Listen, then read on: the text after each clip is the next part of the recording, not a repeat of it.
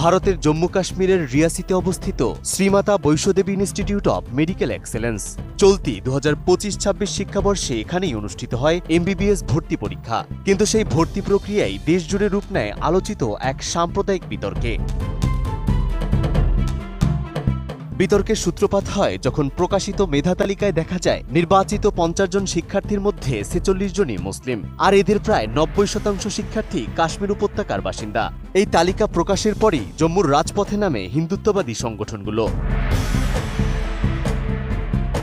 বিশ্ব হিন্দু পরিষদ ও বজরং দলের দাবি, বৈষ্ণোদেবী মন্দিরের ভক্তদের দানে পরিচালিত একটি প্রতিষ্ঠানে মুসলিম শিক্ষার্থীদের আধিপত্য মেনে নেওয়া হবে না। তাদের অভিযোগ, এটি ভারতের চিকিৎসা শিক্ষাকে ইসলামীকরণ করার অপচেষ্টা।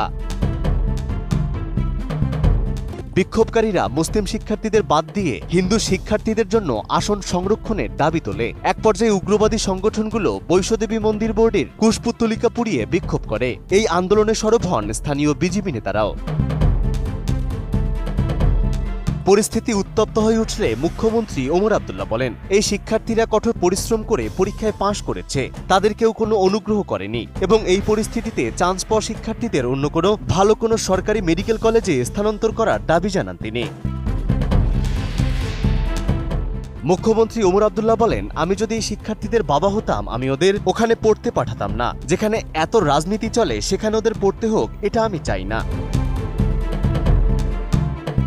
এদিকে হিন্দুত্ববাদী সংগঠনগুলোর দাবি মেনে নিয়ে ভারতের ন্যাশনাল মেডিকেল কমিশন এনএমসি হঠাৎ করেই কলেজটির স্বীকৃতি বাতিল করার ঘোষণা দেয়। তাদের দাবি, কলেজটিতে পর্যাপ্ত শিক্ষক ও রোগী নেই। তবে কলেজ কর্তৃপক্ষ বলছে তারা পরিদর্শনে আসে শীতকালীন ছুটি থাকাকালীন সময়, যখন উপস্থিতি স্বাভাবিকভাবেই কম থাকে। সেই অজুহাতে প্রতিষ্ঠান বন্ধ করে দেয়া অযৌক্তিক। এই ঘটনার পর সামনে আসছে আরেকটি ভয়াবহ বাস্তবতার চিত্র, যেখানে ভারতের মোট জনসংখ্যার প্রায় 14% মুসলিম হলেও দেশটিতে এমবিবিএস শিক্ষার্থীদের মধ্যে মুসলিমদের অংশগ্রহণ 5%-এরও কম। এই তথ্য উঠে এসেছে সাচার কমিটির প্রতিবেদন এবং all India survey on higher এডুকেশনের পরিসংখ্যানে। সরকারি ও বেসরকারি মেডিকেল কলেজ মিলিয়ে বহু রাজ্যেই মুসলিম শিক্ষার্থীদের উপস্থিতি এক অঙ্কের ঘরে সীমাবদ্ধ।